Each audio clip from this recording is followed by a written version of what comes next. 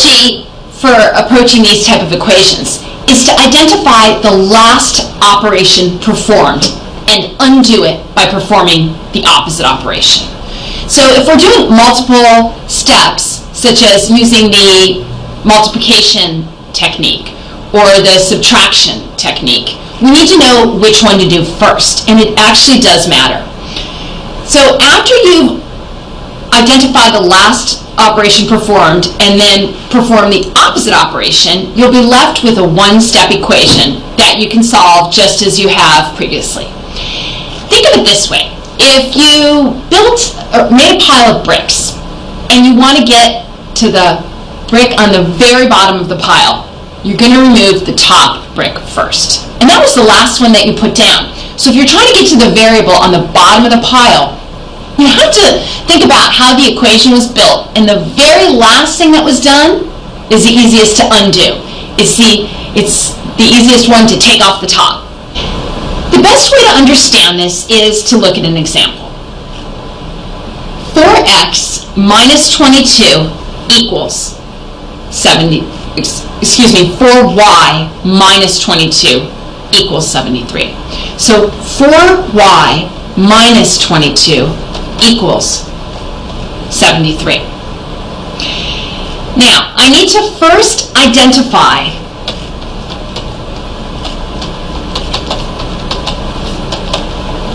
the last operation performed. And then I need to undo it by performing the opposite operation.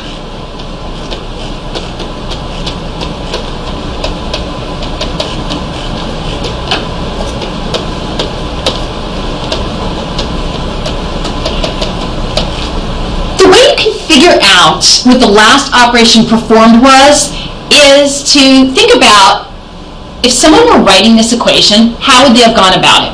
Well, they would have started out with y, and then they would have multiplied y times 4. After that, then they would have subtracted 22. So that is the last operation performed, is subtracting by 22.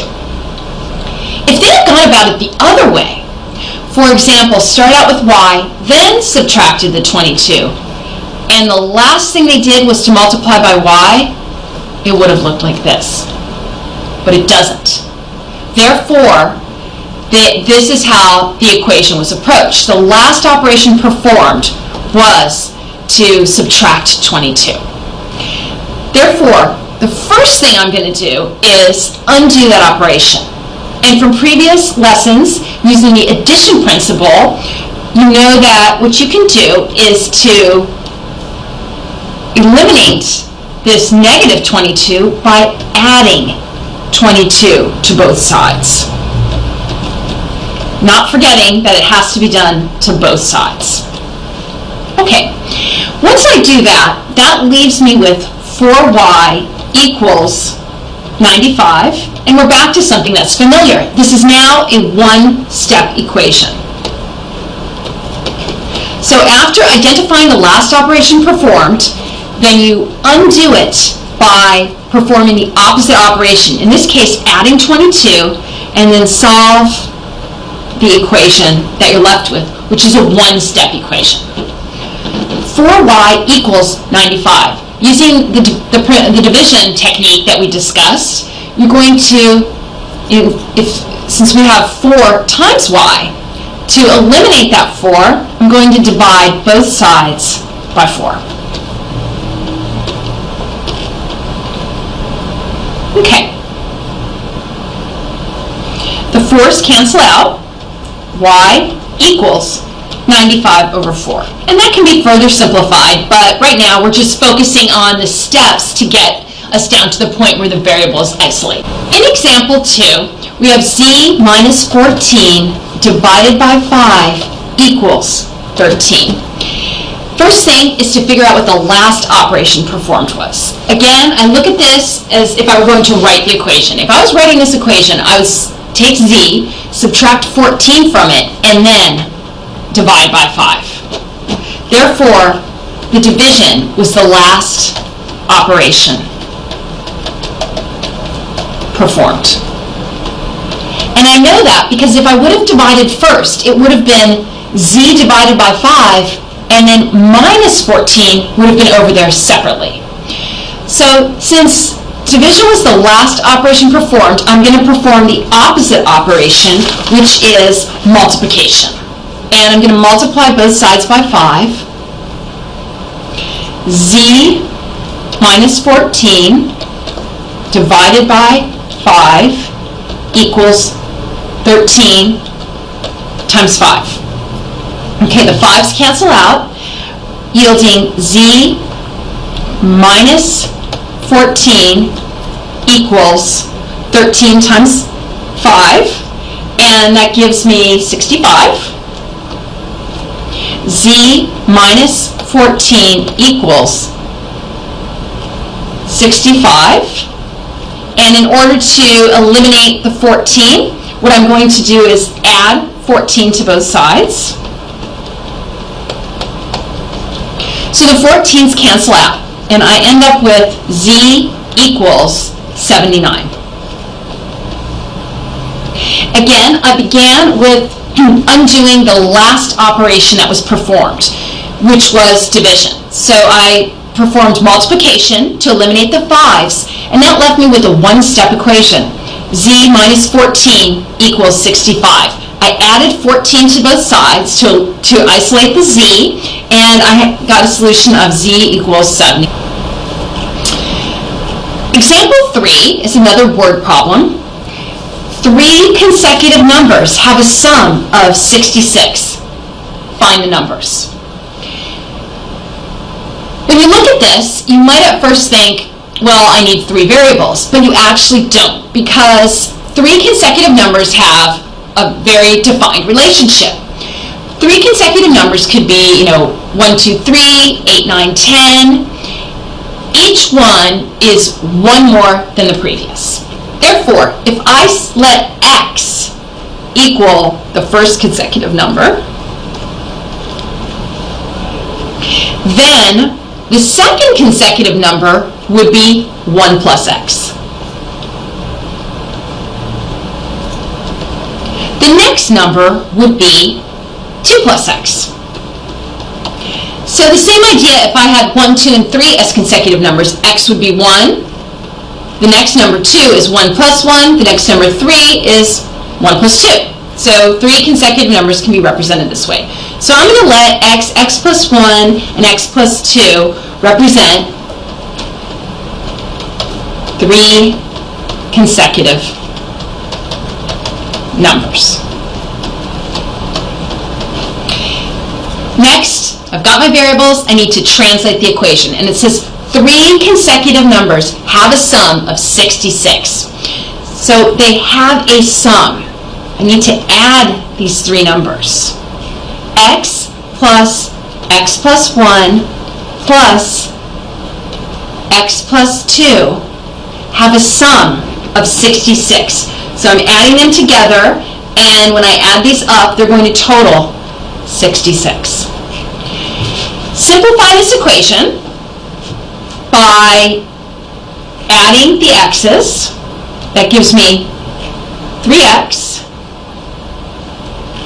and also adding the numerals, 1 plus 2, so that gives me 3x plus 3 equals 66.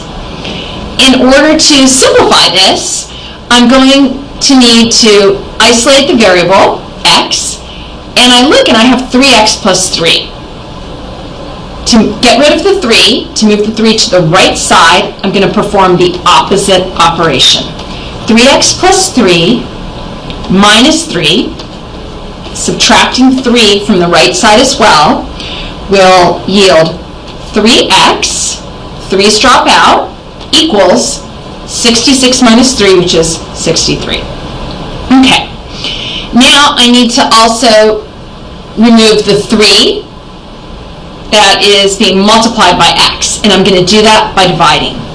3x divided by 3 equals 63 divided by 3.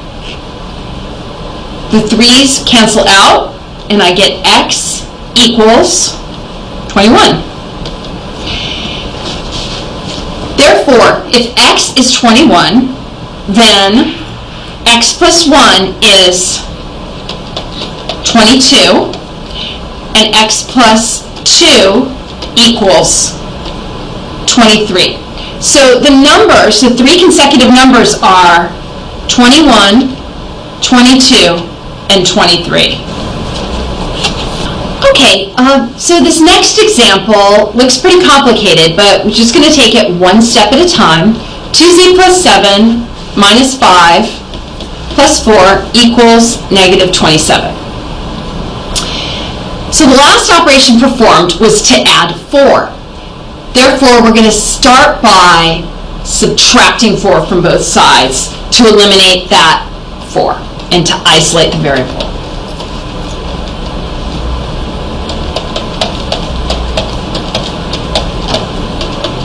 So subtracting from both sides gives me 2z plus 7 divided by negative 5 equals negative 31.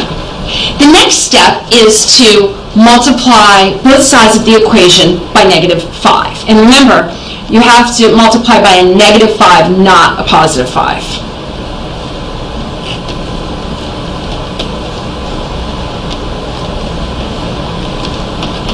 And then the right side would be negative 31 times negative 5. Okay, continuing on here. The negative 5's cancel out. That leaves me with 2z plus 7 equals 155. Now it's much more straightforward. 2z plus 7. To eliminate the 7, I'm going to subtract 7 from both sides. 2z equals 148. Using the multiplication principle or the division principle, which are actually pretty much the same thing, you're going to divide both sides by 2. Because we had 2z, so I'm going to divide both sides by 2, and that's 148 divided by 2. The 2's cancel out on the left side, and the final answer is z equals 74. So this was quite a long problem, and we started out by eliminating the plus 4 by subtracting 4 from both sides. Then we were left with 2z plus 7 divided by negative 5 equals negative 31. The next thing to eliminate was that negative 5 by multiplying negative 5 from both sides, finally giving us 2z plus 7. I subtracted both sides of the equation by 7, so 2z plus 7 minus 7, subtracting 7 from both sides. And then you're finally down to the last step, which is 2z equals 148, divide both sides by 2, and finally you've solved the equation, z equals 74.